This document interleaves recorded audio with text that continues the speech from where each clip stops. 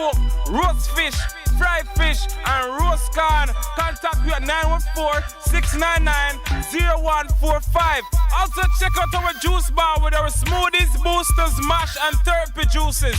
408 East Sanford Boulevard. Ice cream, jerk chicken, roast fish and corn, and over them you gone. You're locked on to the number one radio station. Number one radio station. They play the best music. Number one. The best music. For your listening. Hungry? Come to Cooler Runnings Restaurant. Located at 1802 Near Avenue, corner of Wickham Avenue in the Bronx, we specialize in the best Jamaican and American cuisine, serving breakfast, lunch, and dinner. We are open 24 hours, 7 days a week.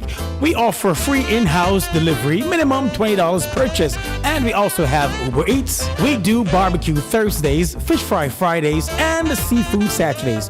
For more information, give us a call for our address and menu, 718-324-7484.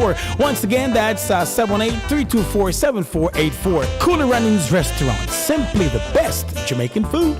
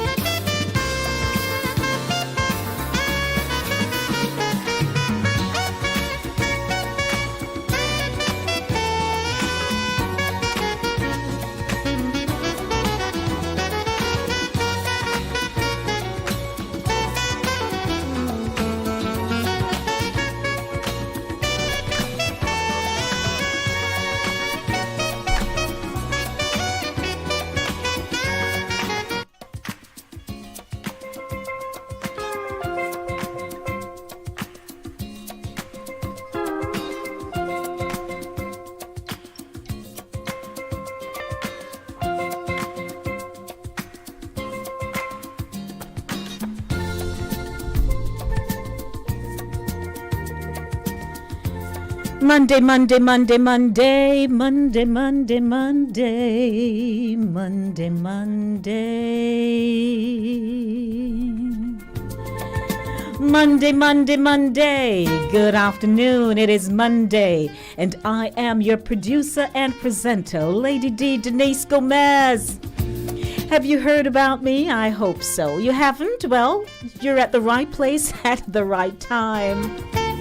I'm not that famous, I'm just joking. Hello, everyone. Welcome to the show.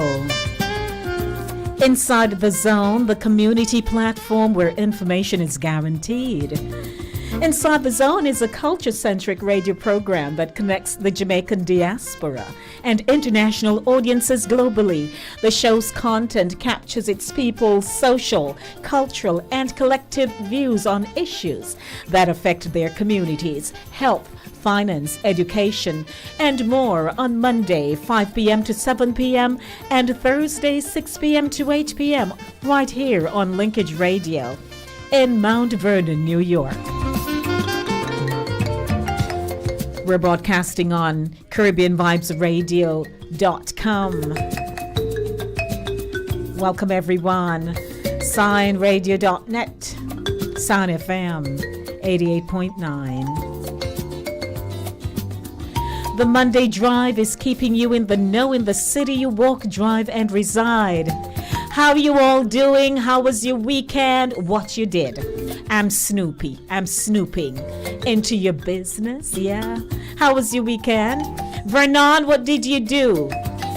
Yam Lady, what did you do? Gloria, what did you do? Pat, what did you do? Eddie F, what did you do? MS, what did you do down there? Al Jam, what did you do over the weekend? Auntie Daphne, what did you do? Cook up a storm? I don't know. But to all our avid listeners of this station, which is your budding and buzzing station 24/7, 365 days for the year, we thank you for keeping our company always. What can I say? We need you. We can't do without you. Can you imagine? I ask the question all the time, what if one day I just come here and nobody talk to me? That would be a very lonely place, wouldn't it? And I don't want to be in that lonely spot. You have to be with me. You have to keep my company. Of course, thanks to Mr. Hines and the crew for keeping the station going on a Monday to Friday. And all the online co-hosts that he has. All of you just keep the pot cooking. So that's a good thing. We thank you for keeping the station going right here and across the world. As always on a Monday, I have to bring you into the afternoons program. Did you know I used to do an afternoon show on a Wednesday from 2 to 4 p.m. called The Afternoon Show? And in that show, I used to do a lot of riddles and proverbs and entertainment news. Yeah. And people were answering up riddles left, right, and center. It was fun.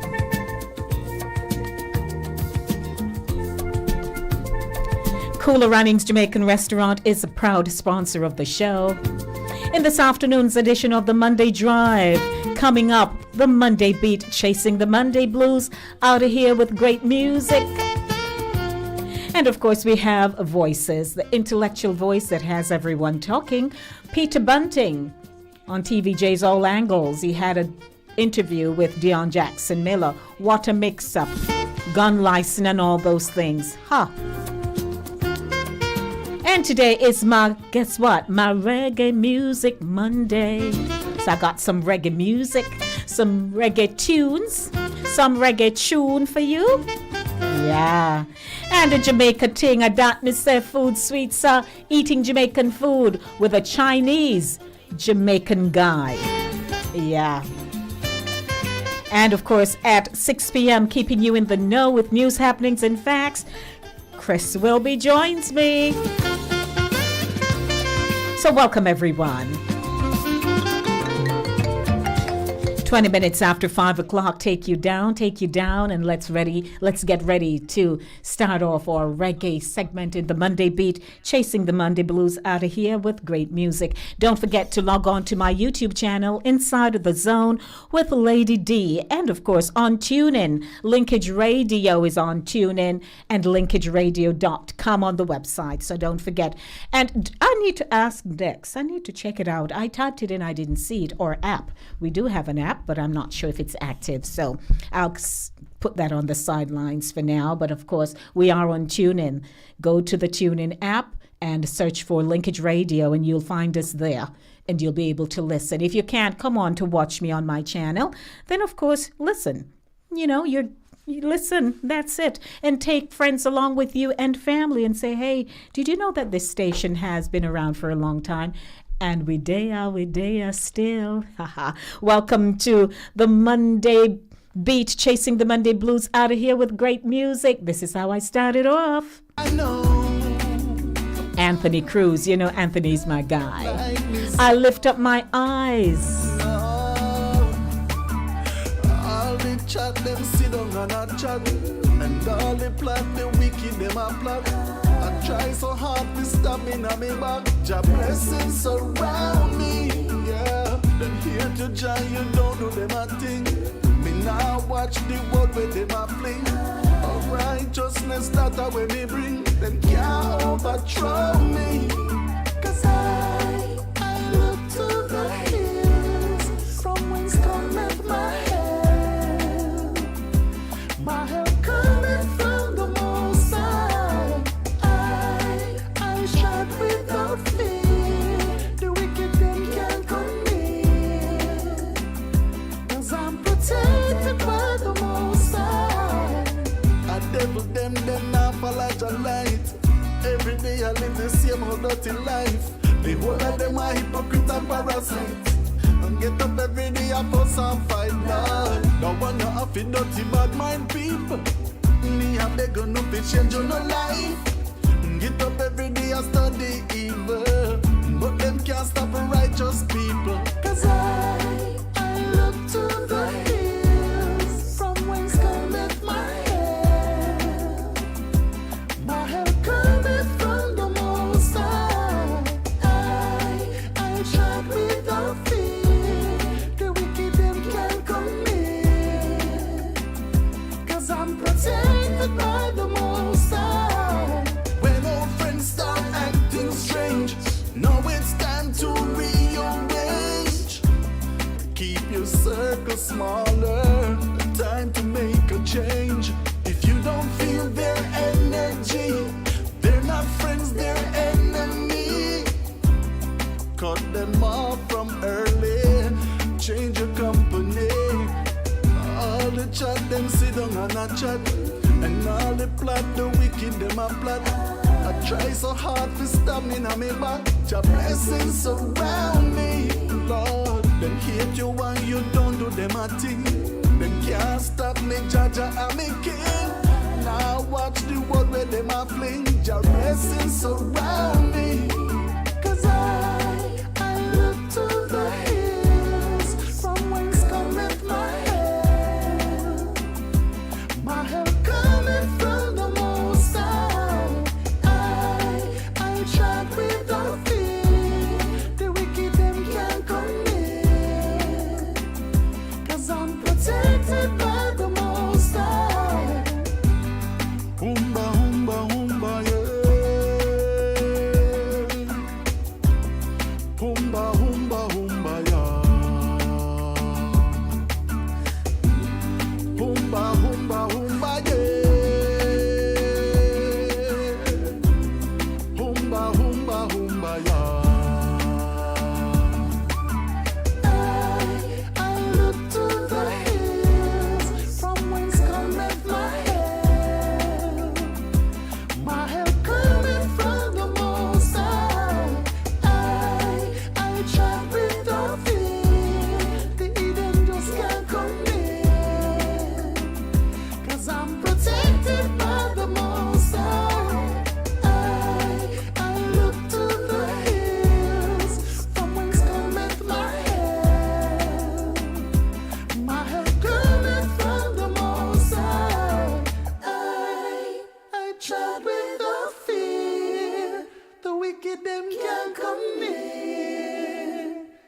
'cause I'm protected by the Most High.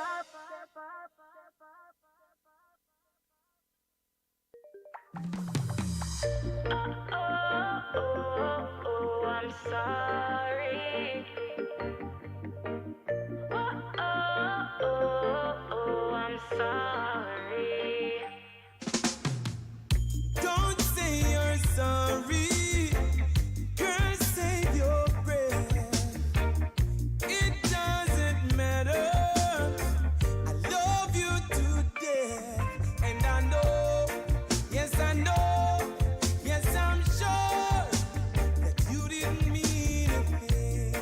And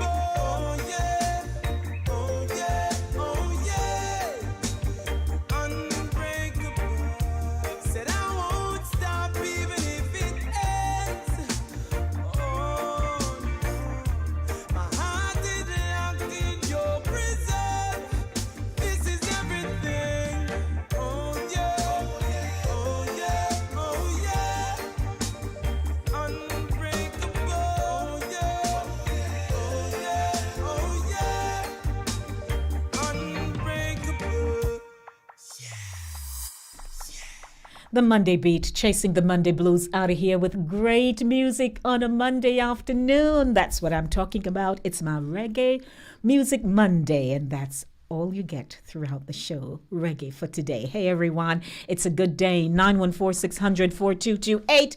That is the telephone number. I love the colors I'm wearing today. And Ryan says, he likes the Rasta look. Lady D has a Rasta look. I hear that locks would fit me. That's what Aljam says. I would look nice if I relaxed the hair. I don't know. I'd have to go wait so long for it to come to anything because the hair too soft. It's not going to hold up well. But anyway, hi, everybody. It's a good day. It's Monday. And it's the Monday Drive, keeping you in the know. In the city you walk, drive, and reside. Brought to you by Cooler Runnings, Jamaican Restaurant, 1802 Nereid Avenue in the Bronx. How you do? Are you celebrating a birthday? I never like to come to my platform and not say happy birthday to someone. I may not have the dates of birth for people I know, which is something I'm going to get into. Like Eddie can say, I'm born June 2, and tell me when you're born. And I don't need the year.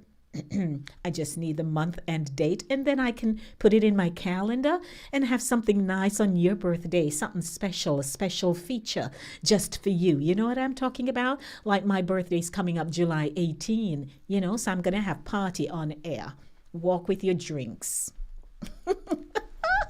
And we should have fun. So welcome to the show. It's now time for Voices, the intellectual voice that has everyone talking. Dion Jackson Miller, host of All Angles, she had an interview with Peter Bunting. And, there is this controversy in Jamaica about granting firearm license to people who, after running the background check, realize that, hey, something happened here. And are they reformed? What is it that should have been cross-checked? What are the variables involved that should have been cross-checked? A whole potpourri of stuff. And people are calling for people to step down. That's how we roll. We do that. We like to just move you out of the way right away before really investigating, a thorough investigation of this matter. So here is this interview, and this was done on March 16. And thank you so much for staying with us. We continue with you on All Angles, and joining us in this segment of the program, the former Minister of National Security, currently the opposition spokesperson on national security, Senator Peter Bunting. Senator, thank you so much for joining us. We appreciate it. My pleasure. Well, I don't know, you might say we have a split decision there when we're talking to our guests earlier on. Jamaicans for Justice says still too many unanswered questions. They still think you need to step down pending resolution of some of those questions. JAMP saying, no, they don't think anything that has been done here rises to that level and that you acted within the law. So there have been calls, though. So tell me how you respond to those. Well, first of all, a fantastic amount of the people commenting haven't read the report, first of all. Secondly, there is some curious pieces of information missing from the report, and I have made my actual written statement that I responded to the Integrity Commission back in 2018. I have released that statement to the public so persons can have a complete picture. It was very curious, for example, that the Integrity Commission's report did not mention the fact that I didn't take these appeals upon myself to review. They went to a distinguished panel, the Statutory Review Board. And I know persons Who chaired the board? Who chaired the review panel when you were minister? I think it changed after the first year. I inherited a panel that I started off with. I think Justice Billy Walker was the chairman of that. I think the second one was Kent Pantry, a former DPP. Justice Carl Harrison, I believe, was one of the members. I could go back and look, but they were retired appeal court judges, Supreme Court judges, a senior police officer retired. So these were all eminently qualified people who were very familiar, not just with the specific law, but in hearing witnesses, determining their credibility, etc. Okay. So tell me though, because this issue, a lot of people have been focusing on this issue of ministerial discretion and the role of the minister. So you have been asserting for days now. So you've been doing the rounds, as they say, and you've been giving your position, as you said, and asserting that you did everything by the book and that you acted on the recommendation of the review panel. So the question has to be then, do we need a minister to be involved in this process? As Jeanette says, we have an eminent panel of people who have expertise in these particular areas, judges involved, senior policemen involved. Why is a politician allowed to do what he or she wants under the law? Well, my own view is that I would be happy if it just ended at the review board, and whatever they recommended is what would be the final outcome. And for all intents and purposes, that's what happened. Horace Chang spoke as if he had started this process for the first time. He basically returned to a process that every other minister except Montague had followed. No, I didn't write the law. The law was already written. It had the levels and it had the minister's responsibility. I couldn't shirk from that responsibility, but I followed the law meticulously. Which is why I'm picking up on this now, because you're currently on a joint select committee, in fact, that's looking at a firearm act that still has the role of the minister in there. So is this not the time to act? So a former cabinet minister, not from the PNP, from the JLP, who is now a talk show host, pointed out to me when I said that I am indifferent. It could be, I think you could remove the ministerial discretion or the role of the minister in the approval altogether. And he pointed out that there are sometimes cases, and it usually doesn't have anything to do with judging the credibility of witnesses or anything like that. But say, for example, where there is a bilateral exchange of intelligence. And I did actually come across one case. It wasn't in my time, it was before my time, where a person was given a permit to import ammunition. And on the face of it, on the file, it didn't seem that that person should have received that permit. And when I spoke with my predecessor minister, what it turns out was that was actually a sting operation that was set up between another country and Jamaica. And in order to make it appear as normal as possible and not alert anybody, that had been done. That is one of the few cases I can imagine where you may need some ministerial discretion. But it certainly never happened during my time. And I think for the one in a 1,000 or 1 in 10,000 case where that might be, some special discretion can be provided for in the law without putting you in the normal course of the operational work of the ministry or the FLA. Well, what though would a PNP administration do differently in terms of the FLA at this point and the Firearm Licensing Act in relation to how the FLA operates? Well, I think too much discretion is left at too many levels. I think, for example, when I was minister, one of the main causes for turning down licenses was this individual has not established a need to be armed. And when you look further sifted through the files, what you would see is that you rarely ever had somebody who came from Norbrook or Cherry Gardens or an established businessman not being turned down on that basis. But you had, for example, hundreds of policemen, of soldiers who may have had addresses below crossroads or in some rural, relatively poor rural community who were denied because they had not established a need to be armed. And I think that, that is too arbitrary.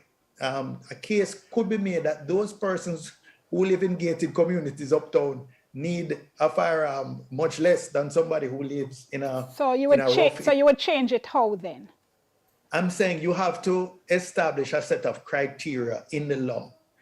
Persons who meet it qualify. Persons who don't meet it do not qualify. If there is a difference in judgment, it can be always appealed judicially. It can be taken to the court. Did the FLA apply these set of objective rules properly? But once you leave it to discretion, I think that's where, in fact, you open the process to corruption. That is, if it is on a set of an objective criteria, you either meet or don't meet it, then it's easily justiciable if there is any abuse or attempt at abuse of it. Let me ask. Sorry, finish. Sorry, go ahead. No, finish your point. I said, I don't know if you saw a letter from a dealer and range operator recently who was essentially surrendering his license. And he cataloged a whole set of arbitrary and capricious decisions that had been made by the leadership of the FLA that is effectively made it impossible for him to run a viable business. That shouldn't happen. There should, one law apply for every range operator, for every dealer, etc., for every firearm license holder. And the criteria must be set out and you are measured against that criteria. Let me go back for a moment to the cause, at least in some quarters, for you to resign. So you've said your party has come out and they've said you've issued your statement, they stand behind you in that regard. But at the same time, the opposition really has not commented in any serious way on this particular issue. And one gets the impression it's because you're under fire as well. So by insisting on remaining, rather than saying, I maintain my innocence, I did nothing wrong, but I'm going to step aside in the interest of the party, are you actually harming your party and your party leader? Absolutely not. In fact, were I to step aside, that might suggest that there was something improper, that there was some judgment improperly exercised, that there was some process not followed. I am being faithful to the party and to the country by saying to anyone, challenging anyone who believes I should step aside to show me anything that I did that was wrong, that was unlawful, that demonstrated poor judgment, that didn't live both to the letter and the spirit of the Firearms Act, which I was obliged to follow. One of the concerns the public has is that we set up these agencies to investigate and report, and then when they report, though, people say, okay, something wrong with the report, it wasn't complete, it's missing, it's inadequate or whatever, and it's like, okay, who are we to believe and why are we setting up these agencies? Do you think there's something inherently wrong in the way in which the Integrity Commission operates? Or is it politicians crying foul because they don't like the name call? I don't think there is anything inherently wrong in how the Integrity Commission was set up. What you will find is that various officers who occupy various posts will have varying degrees of competence. And that, you get in any organization. I think it was unfortunate that this GLP administration finish in 10 seconds for me, Mr. Bunting. I'm out of time. Yeah, I think it was unfortunate that they brought the Integrity Commission into effect prematurely when no transitional arrangements had been made. Okay. So they have been very slow to come out of the blocks. And I think we are seeing that the quality of some of the reports. Gonna have to leave it there. Thank you so much for your time. And thanks to you at home for watching. Come back for another edition of All Angles. I'm Dion Jacksmiller on behalf of the team. Have a great evening, folks. Stay safe and give thanks. There you have it. It's getting hotter and hotter in Jamaica. Notwithstanding the fact that we too are, as media moguls, trying to tap into the information and to bring it to you. Someone asked me recently, why is it that I'm based here in the United States, but I feature Jamaica so much. I said because at the touch of a button, you can still get information globally, which includes news in the United States as well as across the world. But I'm Jamaican, and my first role is to bring awareness to the Jamaican diaspora about what is happening and how they too can have a voice in discussing some of the issues.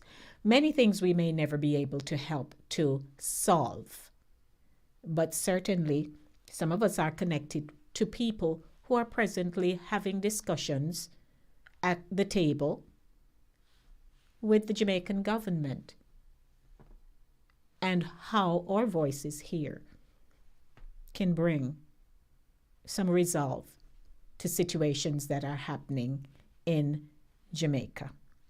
A lot of us are connected in different ways. But my role as a broadcaster is to ensure that I'm not speaking off the top of my head, but that I bring you the information, as they would say, from the horse's mouth. 12 minutes to 6 o'clock. Don't forget at 6 p.m. we do have our feature of keeping you in the know with news, happenings, and facts. And we do have news that we'll be bringing you, credible information, and that's what we do here. How about some music? It is Reggae Music Monday. This is Inside the Zone with Lady D, Denise Gomez, broadcast on Linkage Radio 104.5, 101.7 FM. Hey everyone, welcome to you. 914-600-4228. 914-600-4228. Want to say hi to my YouTubers, Pat, Tamika, Enid, Ryan, and Gigi's on as well. Yes, welcome to you. I know since we switched over,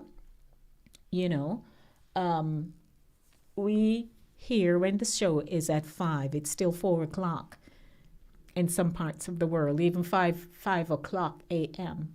So it's difficult for people to actually tune in if they were accustomed to us being on the same time. Now we are an hour ahead, and that makes a big difference. So some of like Andrea just came on because Andrea is in Barbados. We're not on the same time, I don't think so. So, hey, Andrea, welcome to you. Let's get some music going.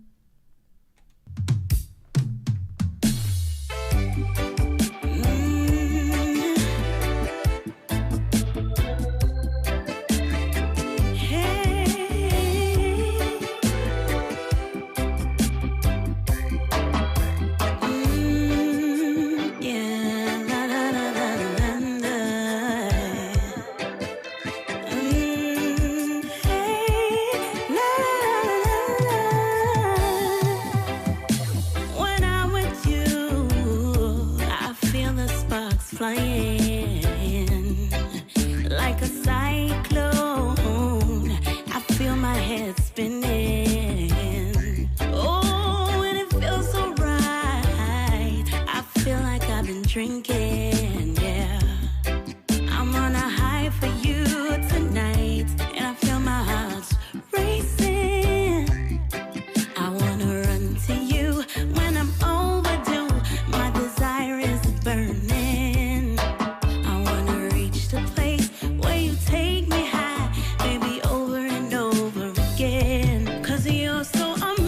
You're breaking my momentum here with my music. Who is on the line? Hello?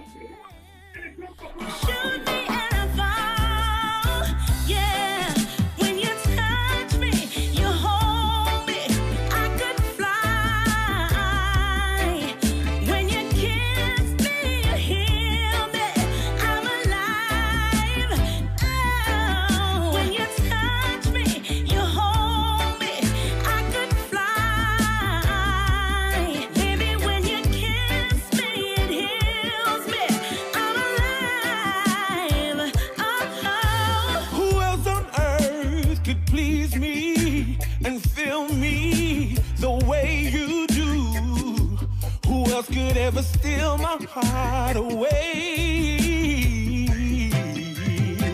You're my greatest temptation. that I don't wanna be free. And I will do anything to make it stay this way. Yeah, I wanna run to you when I'm overdue, when my desire is burning. Wanna reach the place where you take me high, baby, over and over again. 'Cause you're so amazing. I can feel you from afar. You come with guns blazing. You shoot me and I fall. Yeah, when you touch me, you hold me. I could fly. Baby. When you kiss me, you heal me. I'm alive. I'm so alive. When you touch me, you hold me. I could fly. I could fly. Baby, when you kiss me, you heal me. I'm alive. Oh, when you touch me, you hold me. I could fly. When you kiss me, you heal me. I'm alive. I'm so alive. When you touch me, you hold me. I could fly. You take me higher. Baby, when you kiss me, it heals me. I'm alive. Yeah. Oh Lord, what a falsetto gone up so with my gentleman. Great selection there. Itana. I love that song, Itana. I love that song. Good evening, everyone. Fly. You don't feel like flying with me on a Monday evening? Of course, flying right into 7 o'clock. Can you imagine at 7 o'clock when I step outside? Still bright as ever. Oh my goodness. You know, when I was in high school, this whole daylight saving time thing was a mess. I was an athlete. I was doing track. And in the evenings when we had training, school lets out at 3 o'clock, and then we have training right after. And we would be on that field, training away our time. Even at the end of the training, we're still there because it's still light out. Now, I'm journeying from Vere Technical in Hayes in Clarendon all the way up to Pennance in Clarendon. So you go into Maypen, then you go into Chapel, Summerfield, Pennance, right? And the rest is history after that. And by the time I'm getting home now, you know, because it's nice and bright, so we're leaving down at Hayes, say by 6:30, when I should be at my yard long times. By 7 o'clock, we're still there. And so by the time I commute and get home, you know, it's like near 9 o'clock at night when I'm to be already settled down as a child, done homework, everything, in preparation for the next day. They had to discontinue that thing. Morning was like dark. And you used to have some of my peers who lived in a distant community away. And so, especially Serene, her brother used to have to accompany her from around where she lived, which is not like far, but Serene was an on-time girl, unlike me. She would like to get to Vere early. And when she's passing, asking if I'm ready, oh, dear, dark like what, at 5 a.m. a morning? I'm like, no, we're not doing all of that, no. So when you step out in the evenings, if you peek out now, it's still light out. It works for people who drive and you can't see good at night. You know, at 7 o'clock, you're still good. I'm just being mischievous here. But it's a good day. It's Monday, and I thank my YouTubers and those of you who are on the FM band, 104.5, 101.7 FM. It's so nice to have you. The show is on, and guess who is my sponsor? When you are hungry, come to Cooler Runnings Restaurant. Located at 1802 Near Avenue, corner of Wickham Avenue in the Bronx, we specialize in the best Jamaican and American cuisine, serving breakfast, lunch, and dinner. We are open 24 hours, 7 days a week. We offer free in-house delivery, minimum $20 purchase, and we also have Uber Eats. We do barbecue Thursdays, fish fry Fridays, and seafood Saturdays. For more information, give us a call for our address and menu, 718-324-7484. Once again, that's 718-324-7484. Cooler Runnings Restaurant, simply the best Jamaican food. And I must apologize for the absence this afternoon of a Jamaica ting, a dat me say food sweets, due to the feature that I brought in the segment Voices. That was a little lengthy, and so I had to make some adjustments. However, I will return next week with a Jamaica ting, and it was a nice feature, you know, so you'll get that next week. But of course, those of you who cooked up your nice chicken and rice and peas and, as we would say, vegetable and drinks, and you had that left over today, I hope when you warm it up, it tastes so nice you could even take more, you know, broth kind of thing. Yes. So remember me when you're having it. I can't eat peas, but I'll pick out the peas and have the rice. I don't eat chicken, so don't send me anything like that. No meat, no meat. But that's why I look young. So, you know, my goodness, people look at me and say, Lady D, you're not age. No, I'm not. It's a good day. So for a Jamaica ting, just think about how you prepared your dinner yesterday. Or remember that special dish you made that everybody spoke about. You know, just think about how when you see people actually sitting down and savoring the meal that you took the time to prepare. Many people who cook, the chicken you cooked last week, no matter how you apply the same seasoning and you mold it in and stuff, there's something about the difference in taste this week. Did you know that? You use the same oil, you use everything, but the food still tastes different and even better, you know? So just think about that for your Jamaica ting today. Dat me say food sweets. And when the dinner and cook, and it really nice, then it nice. You can see people just gobbling, literally gobbling up your food and say, man, where you putting in this, man? You have to give me the recipe. We like to ask people for their recipes. My great-grandmother, she never gave her recipe away. She could cook, and she loved gravy. Yes, my great-grandma, Chichi, Blanche Sons, she loved gravy. And when she taught me how to cook rice, like really cook rice. Chichi could cook her rice. You would eat her rice with just gravy alone. You know that kind of thing? Yes, man. So I'm just saying, enjoy your meal when you cook it, because some people can't eat right here now. They're on tubes. Be thankful. If you want, go for seconds, go ahead. Don't let nobody stop you. Just watch the waistline and the hips, so you don't have to run out to store to buy new clothes. It's 6 o'clock. It's 6 o'clock. Want to say hi to everyone. It's Monday. The Monday Drive, keeping you in the know in the city you walk, drive, and reside. And of course, Chris will be joining me. So I was in the happy birthday mode, right? And I veered off. So happy birthday to someone who is celebrating. Happy anniversary. And a baby was born somewhere in the world today. We welcome life. Chris will be joining me in a few minutes.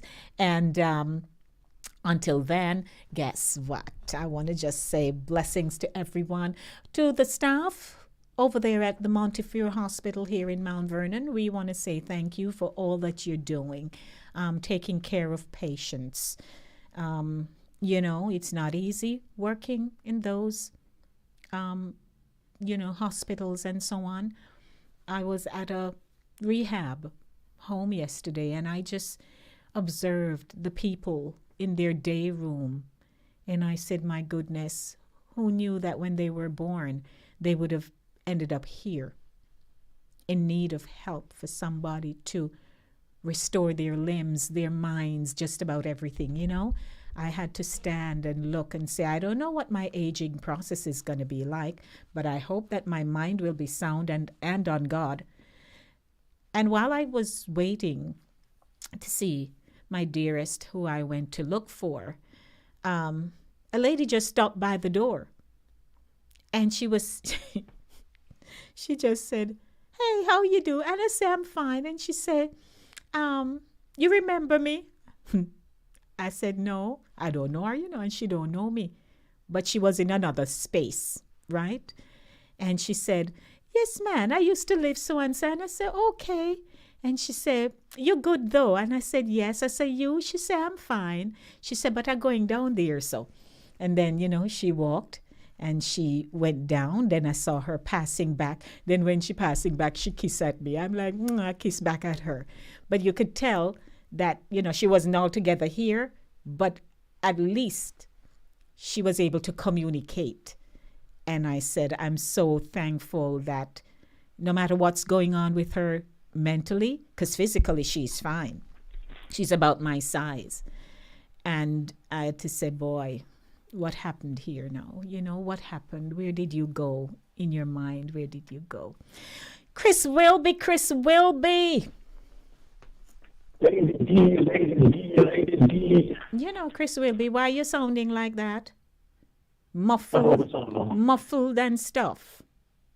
Oh, Lord. Not clear at all.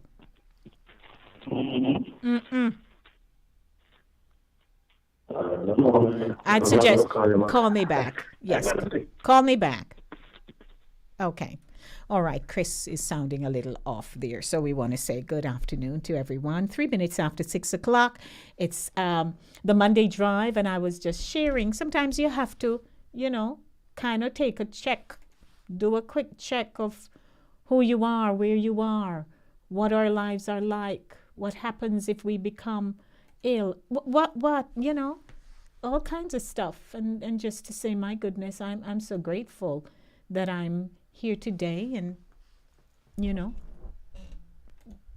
at least I'm seemingly okay, and I can relate and fabricate, as they would say.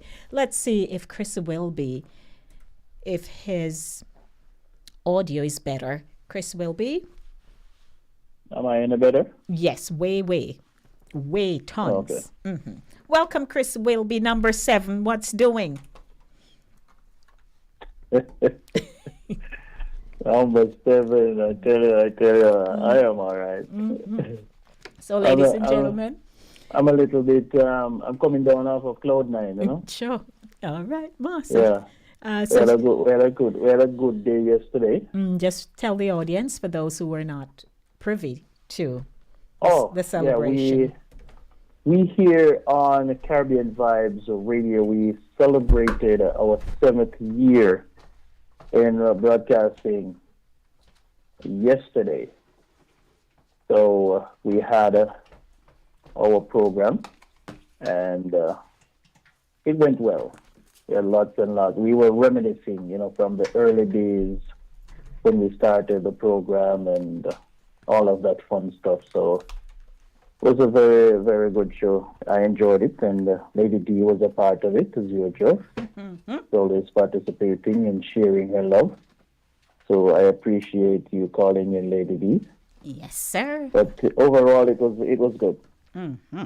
There's no way so the back end of that call-in, I was so busted and done. For the past few weeks, I've been doing a lot and just busy and tired. When they have, like in accounting, when I was doing that in school, they talk about brought forward or carry forward. So I seem to have been carry forwarding.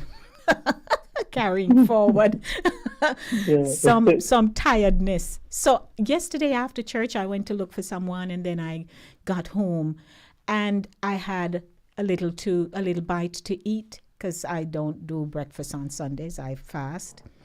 And so, Chris, I was like so busted. So when I was going to lay down, it was after 4. I said, okay, I'm going to set the alarm, and then I dozed off. Is the Lord wake me up, Good. So when I woke up, I'm like, all right, Denise, you need to get this kind of sleepy thing out of your voice. You can't talk to Chris sounding like you're mash up and beat up. And you never sound that all. You sound very perky, so... I put my best voice forward. Yes. But it was a nice evening, and God bless you as you continue to do what you're doing over there. Yes. Thank you very much. Yes, sir. So, welcome everyone. 7 minutes after 6 o'clock. It's now time for Keeping You in the Know with news, happenings, and facts. Brought to you by Cooler Runnings, Jamaican restaurant. 1802 Nereid Avenue in the Bronx.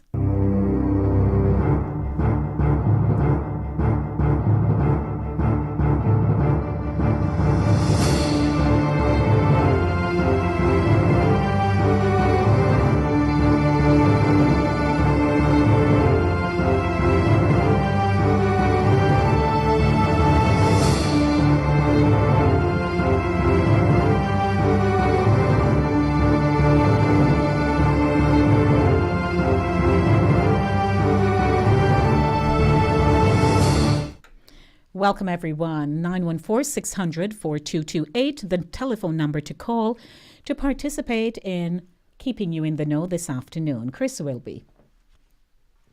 Good afternoon once again, Lady D. Good afternoon to all the listeners. Jamaicans will definitely not be summoned to vote this year in a local government election. Prime Minister Andrew Holness made that declaration Sunday during an exclusive interview with the Jamaica Observer. The announcement by Holness last Thursday that the COVID-19 restrictions under the Disaster Risk Management Act, the DRMA, were being withdrawn sparked speculation that the wicket was being prepared for a long-delayed municipal election, which, based on the latest amendment to the law, must be held by early next year. But on Sunday, Holness seemed amused by those speculating that he is ready to call the election. He said, "I'm amazed.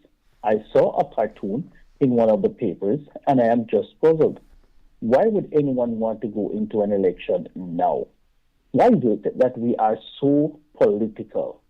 The local government election is the furthest thing from my mind," declared Holness. "From the beginning of the year and last year, I was very clear. I am not going to have the country divided in our 60th year. This is the year when we must all come together celebrating. But it is unfortunate. There are some people who are just stuck in the 1970s and believe that elections are the end all of everything," he said. "I think we must now focus on the higher order issues about who we are as Jamaicans.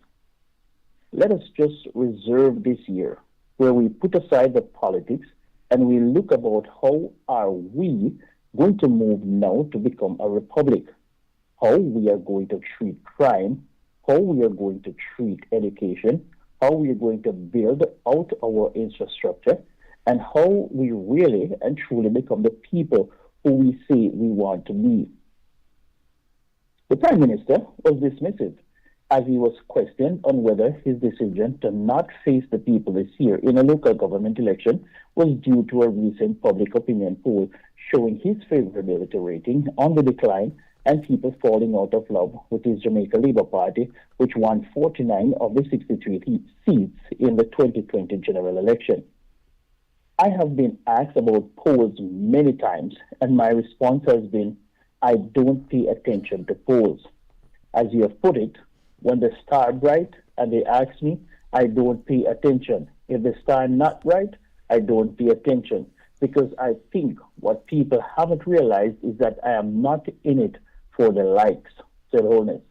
The last local government poll was conducted in November 28, 2016, with Jamaicans scheduled to return to the voting rolls 4 years later.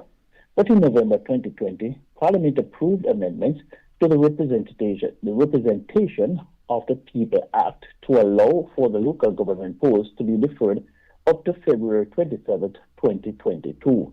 In January, Parliament passed the Representation of the People Postponement of Elections to Municipal Corporation and City Municipalities Act 2022 to delay the election to no later than February 2023. Medical Officer of Health for Westmoreland, Dr. Marcia Graham, has urged residents of the parish to continue to protect themselves from dengue fever. Graham encouraged residents to take responsibility for their health by destroying mosquito breeding sites in and around their homes. Quote, "The temporary vector control workers do not replace the personal responsibility that each person has to secure their health and wellness and to secure the spaces that they operate in, free from this vector, unquote, she said. She was addressing the recent monthly meeting of the Westmoreland Municipal Corporation.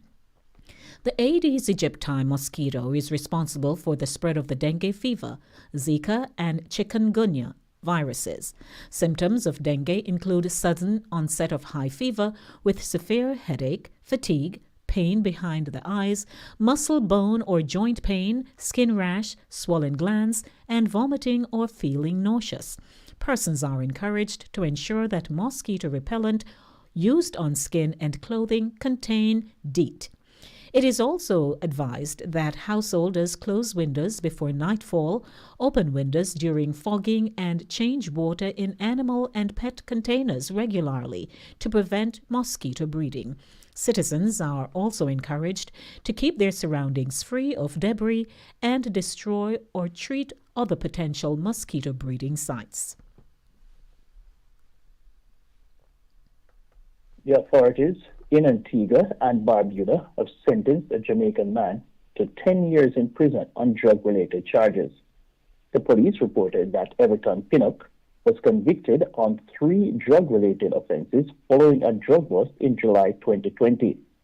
Pinnock, who was then 55, and another man, Patrick Burrell, 49, were jointly charged with possession of 59.75 pounds of cannabis, drug trafficking, and importation of cannabis. The controlled substance was found in vacuum-sealed packages hidden inside television boxes that were in a container addressed to Burrell. Pinnock was reportedly working for and living with Burrell at the time of the offense. However, the charges against Burrell were subsequently dropped due to lack of evidence against him. But Pinnock's matter made it to the High Court, where he stood trial before Justice Stanley John. In his testimony, Pinnock claimed that the bags were sent to him in a barrel by his nephew, but he was not informed until it had been sent. At some point, he introduced Burrell to his sister, who lives in the United States, and she began sending items to him. Pinnock claimed that on one of the occasions, his nephew called him and told him he had sent some weed in a barrel, and it was in transit.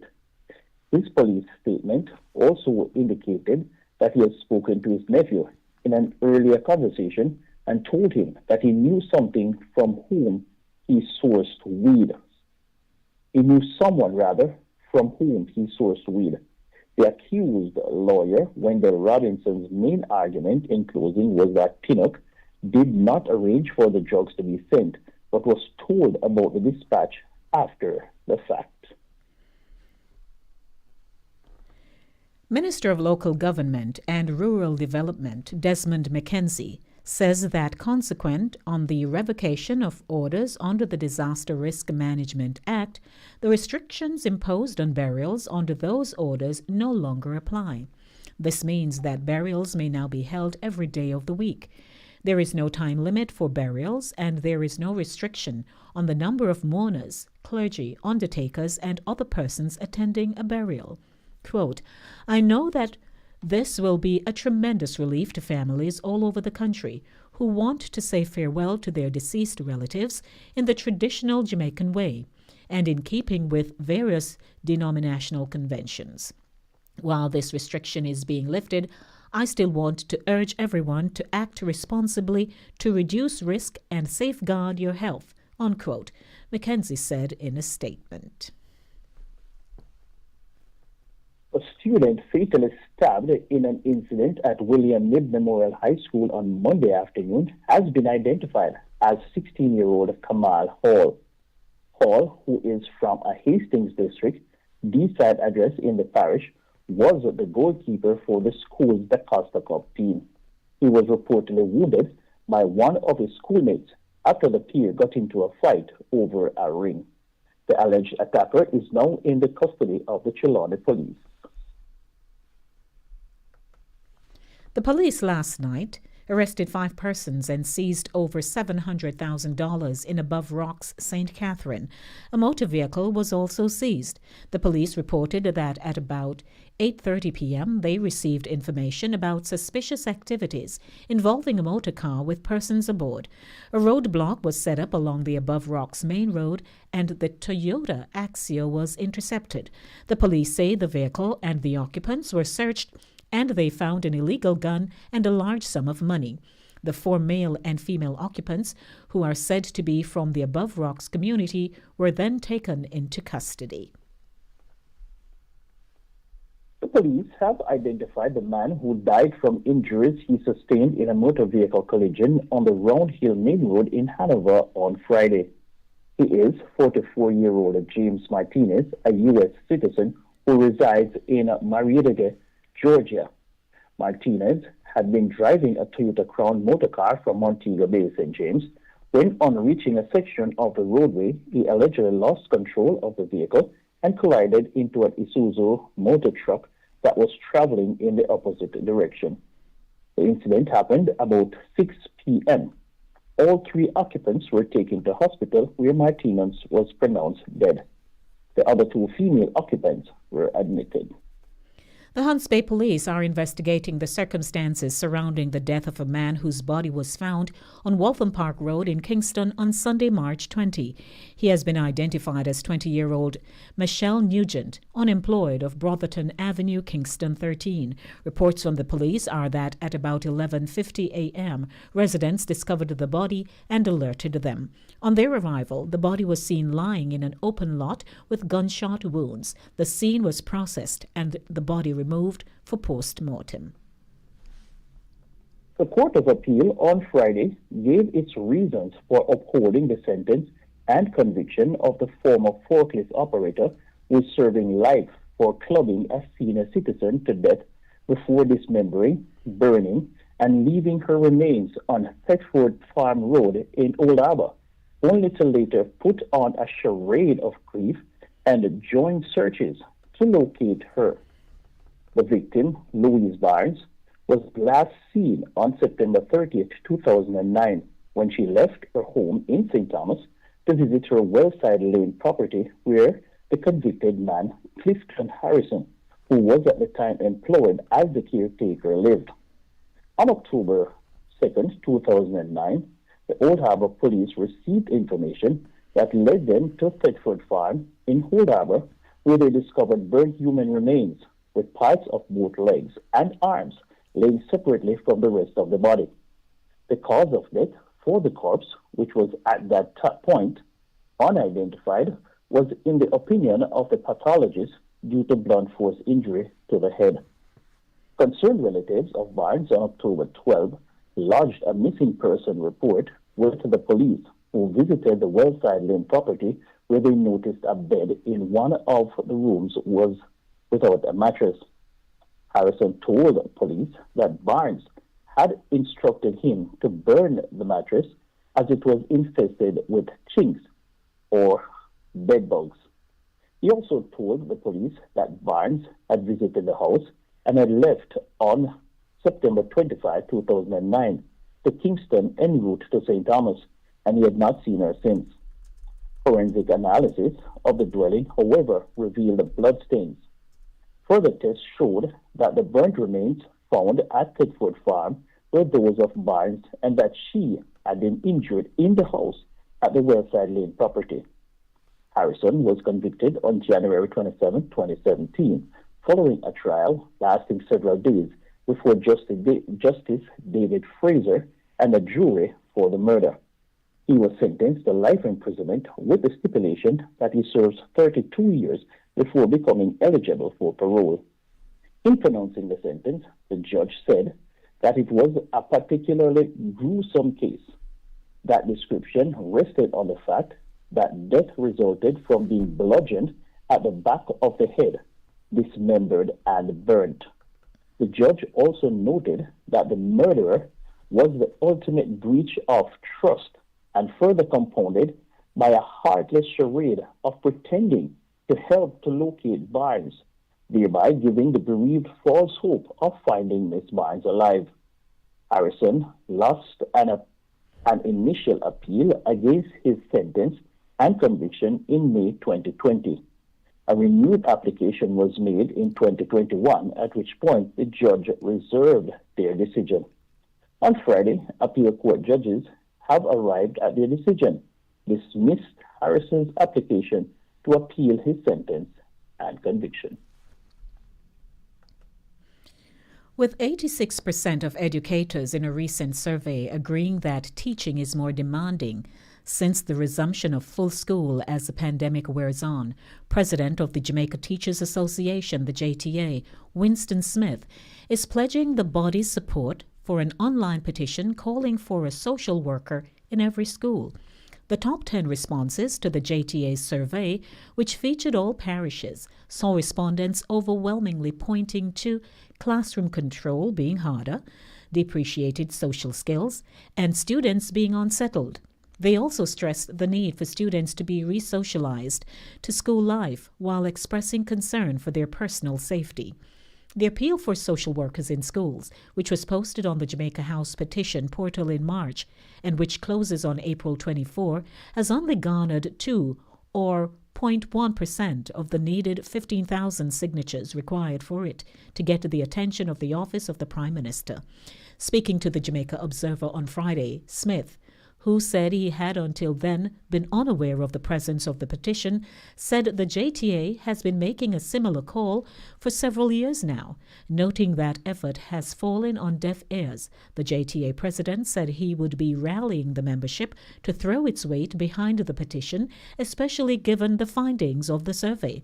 Quote, "This I would consider to be a welcome suggestion, and it adds credence to what we have been saying, even in our last 2 heads of agreement negotiations, the 2017 as well as the 2021 claims that we would have submitted, requested of the government then for social workers to be placed in each school, and we have not been getting any traction," unquote, Smith told the Observer. So having this petition on the website, putting it directly to the government, the Prime Minister would have said that petitions that accumulate 15,000 signatures would get his attention. "I'm excited about this. I'm willing to share amongst our membership so that we can get 15,000 signatures. As a matter of fact, I would love for us to get 50,000 signatures," the JTA president mused. The petition, in outlining the virtues of social workers being placed in all schools, noted that these professionals, quote, "have in-depth information," unquote, on the different issues that might affect an individual, pointing out that some of those issues will be silent issues. This pandemic has proven to be one of the major setbacks in getting children to turn up for school, which is an issue that needs a social worker's help in many areas to reach not only the children but their families. It said further, social workers have the professional skills to provide crisis intervention and give counseling to one and all before it gets out of control, though it's already out of control. Teachers need help to continue to create future leaders with sound domains of development, the petitioner said further. Earlier this month, a social media post by the Jamaica Constabulary Force, the JCF, highlighted items that were confiscated from students at a school in St. Catherine North Division. 13 scissors and 4 knives were counted in addition to other weapons. Mayor of Mandeville and the chairman of the Manchester Municipal Corporation, Donovan Mitchell, says the proliferation of used car marts cannot be restricted in the south central town. If it is a legal entity, then a man has worked hard and has invested his money into car marts. There is not much we can do, he told the Jamaica Observer last week. Mitchell was responding to a recent Jamaica Observer story headlined, "Increase in used car marts affecting other businesses in Manchester," in which Member of Parliament for Manchester Northwestern, Michael Phillips, said the proliferation of used car marts in Mandeville was affecting the expansion of legitimate businesses, or business opportunities rather, and spoiling the aesthetics of the town. Car marts, which are popular in Mandeville and its environs, have been rapidly increasing on lands adjacent to the Winston Jones Highway rather, to Spurtree Hill Main Road over the years. Phillips had said that car marts make the parish look ugly and urged the business community to hold the municipal corporation and the National Recs Agency accountable.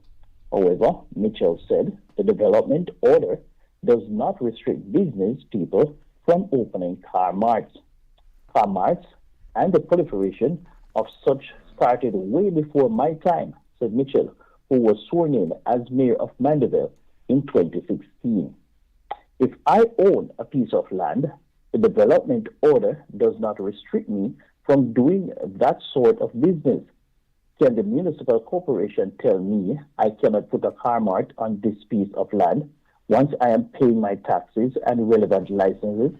I have applied and everything is okay, he asked. I am getting that people don't want this whole heap of car marts in the parish, but the municipal corporation can't stop the car mart. It is a business, he said. He said Mandeville is the used car mart capital of Jamaica and likened the situation to overseas. If you look in the U.S., there are some states you go to that do farming. There are some states that do motor vehicles. There are some that do lumber, depending on the states, he said. I have always said to people, Mandeville is the used car mart capital of Jamaica because people love Mandeville, he added. He said, however, that the municipality has acted in clamping down on car marts using roadways to park cars awaiting sale. And finally, a Virginia newspaper reporter was one of two people killed during a shooting early Saturday outside a restaurant and bar, authorities said. The editor of the newspaper where she works had tried to contact her multiple times to assign her the story to cover. Quote, Saturday would have been Sierra Jenkins' turn to cover the breaking news shift for the Virginian Pilot, unquote, the newspaper reported. When an editor learned early Saturday that several people had been shot in downtown Norfolk, he called Jenkins repeatedly to ask her to cover it, but she couldn't be reached. When he didn't hear back, we called in another reporter, said Virginian Pilot editor-in-chief Chris Worrell.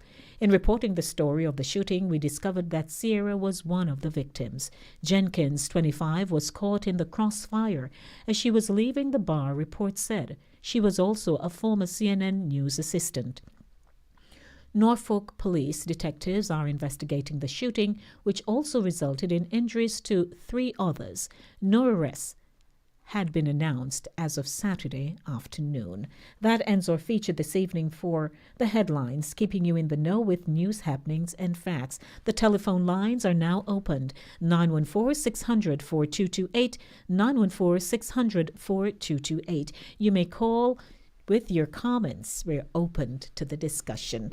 Mr. Wilby, an afternoon of interesting, tragic, sad news. There is no other way for us to feature the news headlines because these are headlines that has everyone's interest piqued and have everyone talking. We'd like to welcome you if you're joining us for the first time. Welcome to Keeping You in the Know with News Happenings and Facts. I'm your host, Lady D. Denise Gomez, alongside my co-host, whose name is... Chris Wilby from Caribbean Vibes Radio. There you go. And as we were laughing yesterday that Chris stepped up from being the guest to co-host, and we're good friends. And by the way, Chris, if I might just add, when you came on earlier and your audio was not clear enough, someone on the YouTube channel said that you sounded like that was, of course, the king said that you sounded like you were under the bed or something like that. And then Princess said, no, you sound like you don't drink water or some fresh argument they have going on I there. always sound like me did underwater. Trying to catch ear. Something happening. But welcome, everyone. Good evening to you. Those of you on Linkage Radio 104.5, 101.7, we welcome you to the broadcast, CaribbeanVibesRadio.com and Sign FM. Sign FM, we say good evening. And of course, I must extend my condolence to the passing of Minister Stubbs from Sign FM. He was laid to rest, I believe it was last week. So we just want to mention that there. But good evening, everyone. Yeah. So, Chris, what we talking about here now? There are so many. The last one I read about the children who at school have how many weapons here?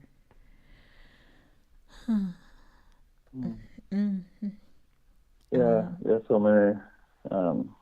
Yes, 13 scissors and 4 knives were counted in addition to other weapons. At a school, they didn't name the school. It's a war zone. They didn't name the school, but the school is in the St. Catherine North Division. 13 scissors. Where you going? You're going to needle class, sewing class, and 4 knives. You was going to sell them. It opened up a business. What is this? Have mercy. But yes, they realize that there are no social workers in the school. And sometimes the social workers do have social workers, guidance counselors. That's something that the Jamaican Education Ministry has been pushing for, because those professionals are limited and needed in the schools. Because a lot of things can be alleviated if they have those professionals on site in the schools. Yeah. A lot of mediation and so on needs to take place before situations escalates. Yeah, but when I read this part, I'm like, where are you going? You're going with 13 scissors and 4 knives to war? And then another concern, before we move on quickly, another concern they also have is that with the whole online learning for the past 2.5 years, a lot of children have regressed. What is the word I'm looking for? Now that they're back, it's almost like because they were taught.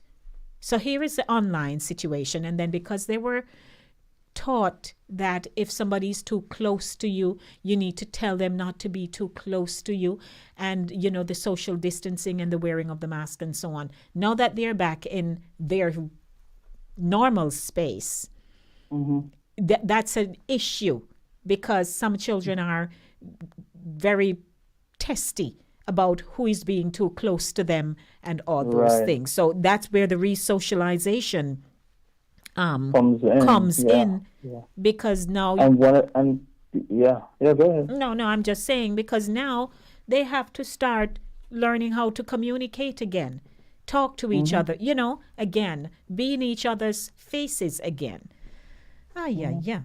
So there's that. Yeah, and because what a lot of people don't realize, is that some of these students are going into high school for the first time. You have second formers who are going into high school for the first time. They missed out their entire first year, second year. Some second years going into third form, because it was 2 years they've been out. They're going into third form.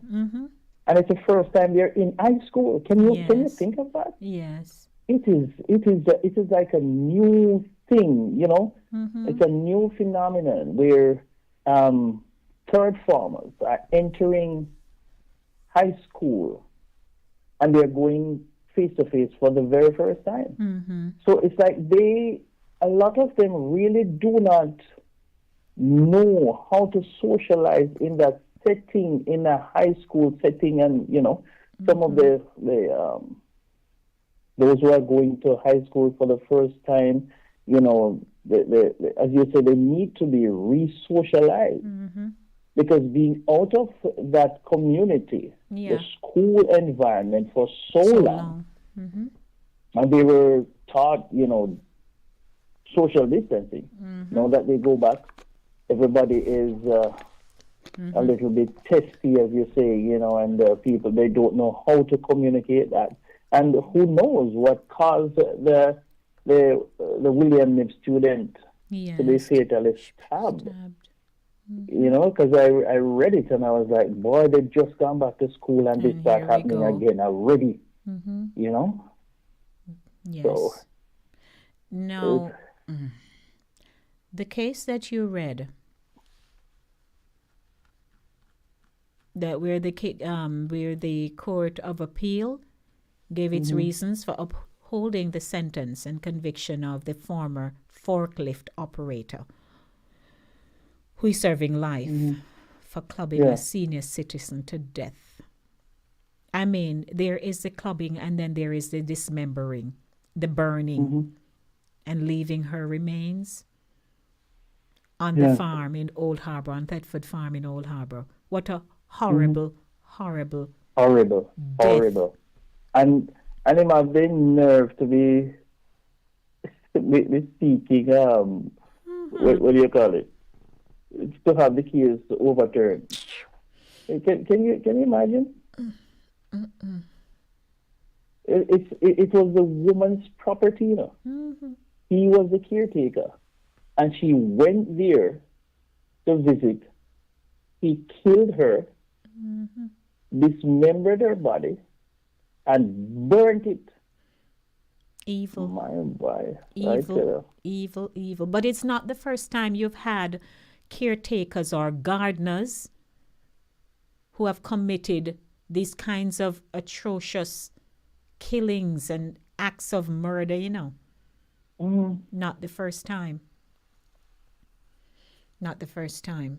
So I hope they just keep him where he is and just tell him to go sit down. That kind of thing. Just go sit down. He should have gotten life in prison, without of course. The possibility of parole. Him looking, the person telling him about 32 years, there's a possibility. Lucky. Yeah, that should be without the possibility of parole. The situation in Jamaica with the report that came out of the Integrity Commission, which cited two former Ministers of National Security, Robert Montague, and of the government. Okay. Oh dear. I never like when it do that. Good evening. Welcome. Good evening to you, my dearest Hortense. Hey, Hortense. Yes, ma'am. Yes, sir. Oh, my God. What a wicked man. The woman go and look on his property. The man kill her and burn her body. And when I come go and like say, I know him beat him a help. Look for him. They should have life imprisonment. No parole, nothing at all. About 32. 32, nothing. Yes, Hortense. And the one was stabbed. And the boy was stabbed the other one over a ring. Jesus Christ. I'm telling you. But the motorist him, come from down Georgia, yeah. Yes. Where the foreigner, we're making an accident. Oh my God. Yeah, I'm passed away. Yes. It's just last week, we were all talking about the fatalities, the numbers that are rising out of our road accidents. They're trying in Jamaica to see how they can increase the awareness, whether it's through the ads, whether it's a face-to-face something. They're trying to bring people in the know that if there is a speed limit, if you adhere to the speed limit, it is not likely that you will have accidents. If you are not doing improper overtaking, because some of those things are what's happening. We exactly. can't. They had what? About Friday. five people dead over the weekend. Yeah. Then over the weekend, Friday, That young lady. buried, two buried in a near to district there. Accident. One in a car, one up a bike. Car in a, I don't know if a speeding, flash out, car turn over upon him, kill him. From December, right? In a December. One him take the bike, one him say, him got party, him have take 5 minutes to reach home. When he never reach home, he never reach the mad. Oh, Lord. The mad didn't reach. A Friday in buried too. Yes. So you see, some of them are speed, some of them, and then drink. Yes. The drinking. So they're intoxicated. Alcohol in their system. Turn over, the car turn over from him, broke to him neck. But the one him lick up in a column, flash off the bike, oh God. She must take 5 minutes to reach home. Then he never reach one yard. He reach at the mark. Yes, God. It's bad, Hortense. It's really bad. I'm Really, telling really you. bad. Really bad. I don't. Yeah. Sometimes, never tell me to must stop listening to the news. But I never hear no news today. I course you know me I hear. Okay. This you know. No, I tell you. So, But with Jackson and that them and him, I can't talk about with the gun license. oh, you mean Peter Bunting? The Jackson and name and name with the gun license also. Right. So there's Peter Bunting and there's Robert Peter Bunting and Robert Montague. And Robert Montague, but then thanks for Robert will resign. I 16 the Sunday him granted gun license too. But not only were the license. So Chris, let's bring that into perspective. Yeah. The best way we can. Because background checks are done on these persons when they submit their applications. Right? In the clip that I played with Peter Bunting and Deon Jackson Miller, right? He also noticed in an application that was presented of like a company that was set up. But it was one of those dummy companies, if I recall, in the interview. And it's because it was like a sting. They were trying to kind of set up people, right? About this whole importation of Hortense. Yeah. I think your background is a little noisy, my dear. We can't. I'm a grand picnic. Yes, we can't. It's very noisy. I'm a grand picnic calling. Yes, Chris. And so, some of these Hortense. Yeah. I'm gonna have to. We're gonna have to. Yes. Can you hang up, or we have to hang you up? Hang you up. All right, Mr. Wilby. Yes. With respect to you and to Hortense, I'm gonna end the call and then you call me back. But thanks, thanks, my dear Hortense. Yes. Okay. Alrighty, Mr. Wilby will call us back. But as always, Hortense loves her current affairs and we do appreciate her input. But as you know, we have to keep the airways free of any kind of distracting sounds. And so I had to end the call, but Chris will be calling me back in a few minutes. It's 6:46 p.m. And I'd like to welcome everyone to Keeping You in the Know. If you'd like to call with your comments, 914-600-4228, 914-600-4228. Welcome back, Chris. Yes. All right. So let me just read something here that I have. And this was dated March 13. This week's in that particular... Lord. I don't know who turned this thing up. Good evening to you. Good evening, lady. My dearest, How are you and Mr. Wilby? I don't know who you are, but maybe fine, Mr. thank Wilby you. does. So I stop calling your name when you call, I just leave that alone. Oh, I don't hope say a you're word. fine, Lady D. Yes, ma'am, I'm good.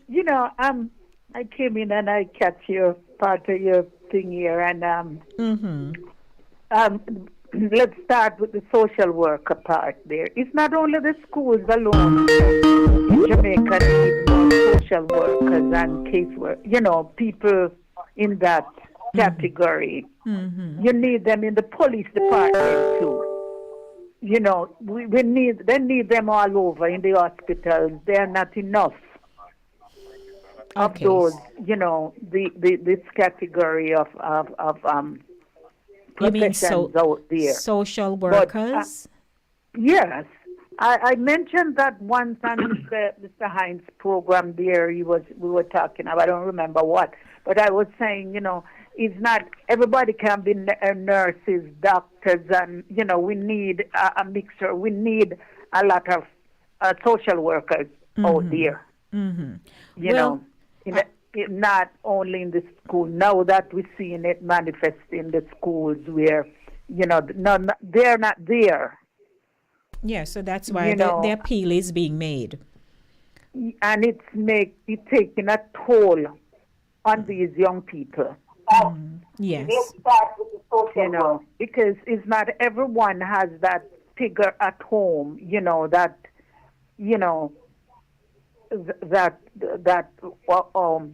household figure to, sit and talk to them and show them right from wrong and stuff like that. And the other thing, again, quick and fast, the road fatality out there. The government needs to implement more police officers, traffic police officers, and some of those signs, more road signs, slow down, speed limit is so and so. And some of those, might,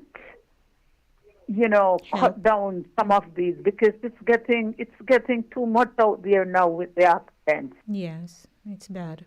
We all agree. And there's a lot of things we can do, but if everybody, and the other politician, man, they're one step down, and the other one don't want to step down. So, you step aside, don't step down, step aside a little and let them see what is wrong from what is. You can't be right at all times.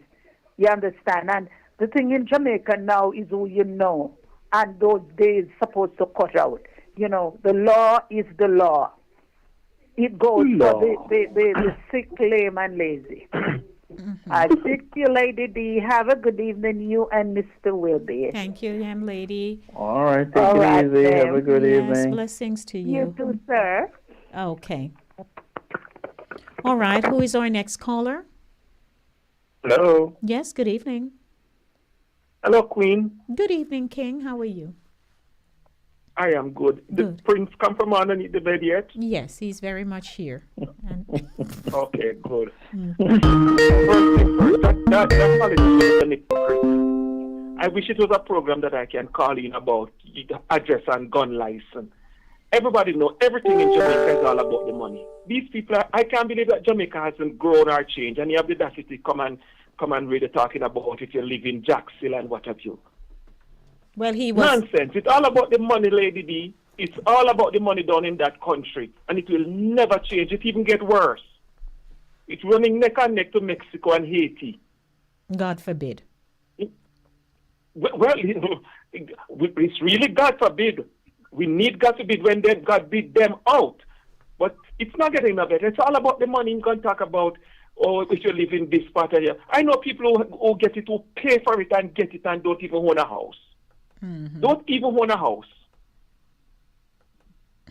Next thing, the speeding down there will not get any less. There's no more Morris Oxford in Jamaica. They must remember that. And all the latest motor vehicles down there with the latest road. So everybody have to use up road and vehicle. I don't know. That's let me jump in here for a second. Let me ask you guys a question, because I've been thinking about it from the other day. Why do car manufacturers make cars to go 165 miles per hour when the speed limit in any country or anywhere is only 65 miles? The highest you're going to find that speed limit is 65 miles. Why do we constantly make cars to go so fast when there is absolutely no road anywhere that can sustain that speed? Has anybody thought about that? Where the police have to live. Is it young lady a while ago? They want to reach home in 5 minutes, and that's the point. Prince, 5 minutes to get home, and they are making it home in less than 5 minutes. So it's the car that takes us all of us home out of here. So if you get the message, clear and simple. Well, it's because they know. In 5 minutes. But I believe the manufacturers, if the vehicles are being built with that excessive maximum amount of speed, it's because they know that human beings have the temerity to want to see how fast a vehicle can actually go. And when they get the opportunity to exceed that speed, that's when they prove that, this vehicle is, and they'll make reference to it as being the best, the bomb. The vehicle can go fast because inherently that's how we are. We will push things to the max. To the limit. But yeah. Lady D. No, granted, if they were making the cars to go a maximum of 80 miles an hour, most people would be under such stress that the vehicle can't go any faster than 80 miles an hour. You figure? I understand your argument, but I find it contrary to be making the cars to go that fast while the speed limit is X amount. So I'm saying, I think it should be illegal for them to be making the cars to go that fast when it is illegal. If you understand what I'm saying, yeah, for the car to go, it is illegal for you to drive beyond 65 miles per hour, even on the highway. But yet the car that you are driving, which is legal, is capable of going to go 160. It doesn't. I don't. It doesn't make sense to me. I've been thinking about it from the other day, and I'm like, good evening to everyone. Hey there, Vernon. Good evening, Vernon. Good evening, sir. My thing is the only thing can quench that unless the government or who's the car manufacturer is gonna say, okay, here what we're gonna do now. We're gonna make it to the speed limit. You want it? How about that? No, they don't have time Nobody for that. will buy cars. No, sir. No, that would not be working. That's counterproductive. No. Vernon, what is your take? One. What is your take, Vernon? What's your comment?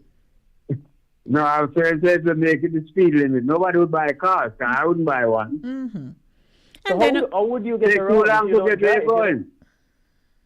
You're going somewhere, you have to drive like 85, 90. So in other words, you can get where you're going. In other words, you have to break the law in order to get where you're going. Yeah, and in an effort you're not to break breaking the law. You know, it's only when the police catch you have a problem. As long as the police don't get you, you're good. Because if the speed limit says 65 and you are going 80, you are breaking the law. It's only that the police What's the fastest you ever drive, Mr. Wilby? Well, I'm not going to disclose that right here. All right. That's a good one. That's a good one. Yeah, He break the law more than 100 times. He break it more than 100 times. The last time the police gave me a ticket. So I'm going to plead the fifth. Really? The last time the police gave me a ticket, he said to me, imagine, you were slowing down and I got to doing 72. I was doing 90 before I spotted. Yeah. All me know, me running late for my flight and me need to catch the plane, so you try to get me there. You see, the car is set for the speed limit, you have a problem. That's why you need to leave earlier, so you don't stress nobody to get you there. Depends on what you have to do That's before why you me leave. buy fast car, because I know it can take me there in 5 minutes. Yeah, true. But on a serious note, though, the fatalities on our roads is just too much. It's But look at that. Hold on. Was it? I don't mean to cut you off, guys. It was last week. Chris they were talking about a discussion about people and license and driving. But here in the United States, you see the 13-year-old who killed how many students plus the trainer. So I don't want no one talk about crazy driving in my country, because the few days. It was in this country where 13-year-old is even illegal. He shouldn't even be around the steering wheel. Look how much life he took. Yes. So where we go, it's everywhere. Yeah, it is. But in America, if you check the amount of money police make for 1 year for speeding alone, quota, you realize that they know what they are doing. Oh yes, the cameras are everywhere now. They have airplane in Connecticut and all that. Yes. Well, the business. Well, even if there is a business, lives are being lost unnecessarily. People are just not putting a lot of thought into safety. They just want to press gas and brake, because hardly anybody driving any standard vehicle anymore, so I can't even talk about clutch. That's why they call them wheel turners. They're not really drivers. This is a discussion that will always be on the table, because I was this morning, how many did they say? We have gone 100 and something, which they said is about like they would say either 5 or 10 more than last year. I can't remember exactly, but it's that number too many. Drivers, they can't read, but they have a license. Yeah, there is that. Well, gentlemen, it's 7:00. I have to close the airwaves now, but I thank you all. You all have a wonderful evening. Thank you, Vernon. Thank you, Ryan. All right. Thank you very much, guys. All right, blessings. And thanks to Hortense for calling in. And, Chris Wilby, number 7, we wish you well. Number 7, the completion. There you go. So go ahead, Chris. Thank you very much, Lady D. And thank you for having me once again. I wish you a very good evening, you and all the listeners. Catch you next week. Blessings, Chris Wilby. Thank you all, everyone. Thank you all for, that's not good grammar. What is that, Lady D? I'd like to thank everyone for tuning in this evening. I'd like to thank everyone for tuning in to the show this evening, keeping you in the know with news, happenings, and facts. And to my sponsor, Cool Runnings Jamaican Restaurant, for being such a good sport in my corner. Always, Keisha and Soji for, just agreeing to sponsor the show. And don't worry, I'm working on other things in the back end, of which you will be a part of and hear so much more about. But I'd like to say blessings to everyone, and please enjoy your leftovers. enjoy the leftovers from yesterday. And I am looking forward to being back here with you on Thursday evening from 6 p.m. to 8 p.m. with Center Stage, the platform where voices are heard and people connect. Please, I hope you know where your children are. Please don't just say, oh, them outer road or they're gone over. So you need to know where your children are. They're not paying your bills. So you need to know where they are. I'm looking forward to hearing good things on Thursday from you. And to the family of Linkage Radio, all our audience, thank you so much. And keep supporting us here. Thanks for those who bless us every now and again, those who call it, just everybody, we thank you. So as always, love yourselves, love your children, and remember in everything you do, it is the will of God concerning your life. Blessings, everyone. A lot of love to you. I am out of here.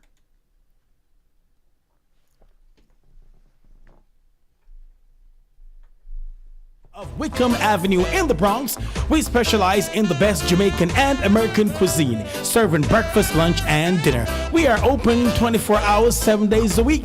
We offer free in-house delivery, minimum $20 purchase, and we also have Uber Eats. We do barbecue Thursdays, fish fry Fridays, and seafood Saturdays.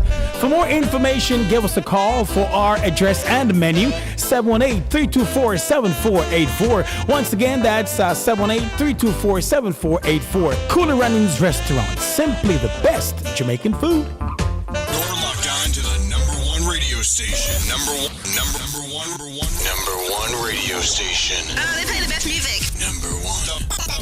The best music. Send the money For back your home listening this tax season with JN Money.